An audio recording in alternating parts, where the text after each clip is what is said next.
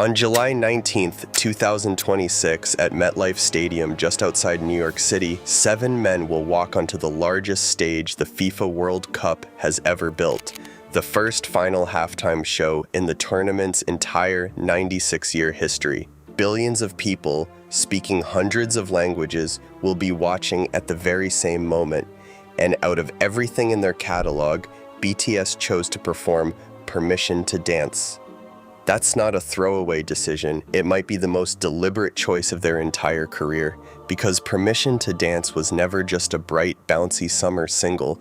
It's the one song BTS ever built to be understood by every single person on Earth, including the people who will never hear a note of it. Hidden inside its choreography is a message designed to cross every border, every language, and even the barrier of sound itself. To understand why that matters, why this specific song on this specific stage, you have to go back 4 years to a different World Cup, a different country, and a single BTS member standing completely alone. Because the story of how all 7 of them ended up here is a story about coming full circle. Go back to November 20th, 2022. The World Cup had arrived in Qatar, and for the first time ever, a member of BTS stood on its opening ceremony stage. His name was Jungkook, and he performed a song called Dreamers Without the Other 6. That detail is easy to overlook now, but at the time it carried enormous weight.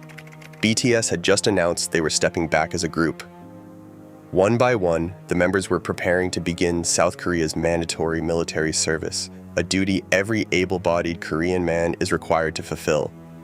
For a band at the absolute peak of global fame, that meant years apart. No group stages, no new music from all 7, an open-ended pause with no promised end date.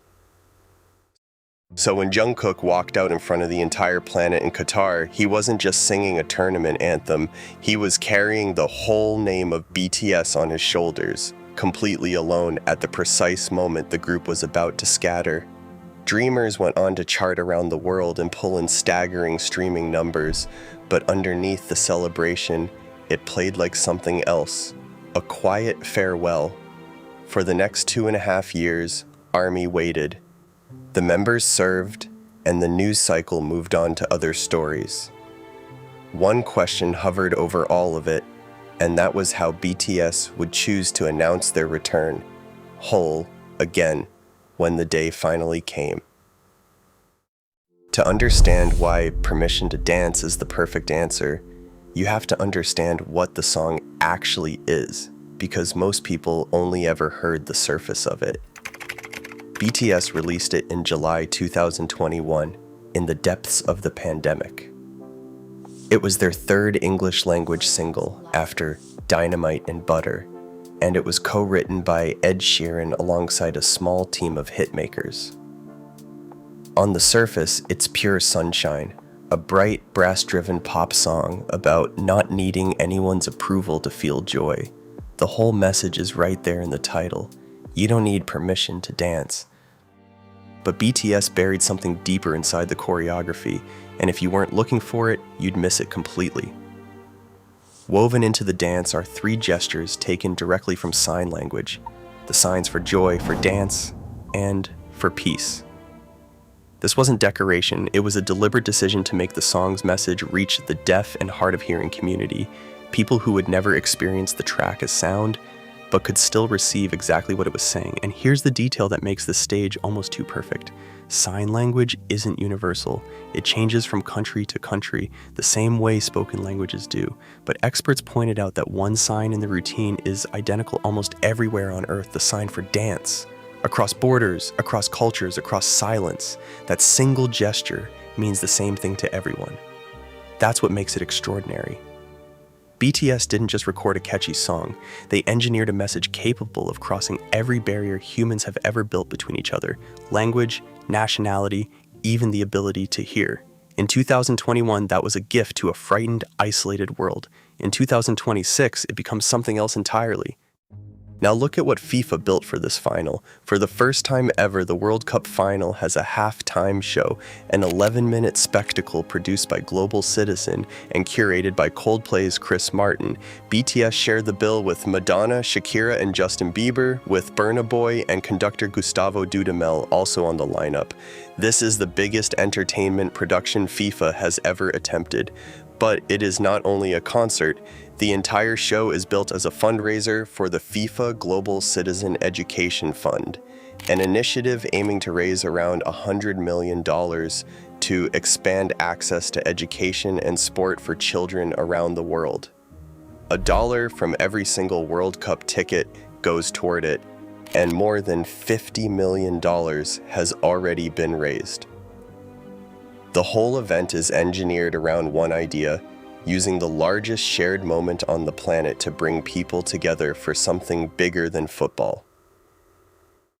Now put those two things side by side. FIFA needed a song for a stage where the audience shares no common language, no common nationality, no common anything, except that they're all watching at once. And BTS reached back and offered the one song in their entire catalog that was designed from the ground up to be understood without a shared language at all. The message of permission to dance and the mission of this halftime show are the same message: hope, inclusion, and the radical idea that joy belongs to everyone, without exception, without permission. FIFA wanted to unite the world for 11 minutes, and BTS handed them a song built to do exactly that. A song that speaks to you whether you understand Korean, English, or no spoken language at all. It's not a coincidence, it's a thesis, set to music. And this is where the full circle finally closes. In 2022, one member stood on a World Cup stage alone, singing a goodbye while the group prepared to disappear into service. Now, in 2026, all 7 of them returned together for the first ever World Cup final halftime show. The same tournament that once hosted a single, solitary dreamer is now handing its biggest stage in history to the whole of BTS, reunited. What began as a farewell in Qatar ends as a homecoming in New York. And there's one more detail that ties the whole thing together. According to reports, BTS are not taking an appearance fee for this. On a night when they could command almost any paycheck in music, they're performing for free because the show's a fundraiser and because using their platform for a cause is something they've done from the very beginning. This is the group behind the Love Myself campaign with UNICEF, the group that spoke at the United Nations about young people and hope. Performing permission to dance for a global education fund is not a departure for them. It is the most on-brand thing they could possibly do. For ARMY, this is the payoff of years of waiting, service, and silence. For everyone else, it is a masterclass in intention, proof that with BTS, almost nothing is random. The song, the stage, the timing, the message, every piece of it was chosen, and now the entire world gets to watch it land at once. So when those 7 silhouettes take the stage at MetLife on July 19th, and the opening notes of Permission to Dance ring out across a stadium and a watching planet of billions, remember that you are not just seeing a comeback. You are seeing the closing of a circle that started with one man, alone, 4 years ago, and a song that was quietly built back in 2021 for a moment exactly like this one. Of every song they could have chosen, they chose the one that needs no translation. That was never an accident.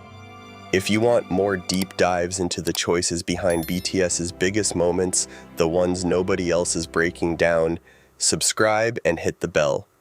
And tell me in the comments, what are you hoping to see on that stage?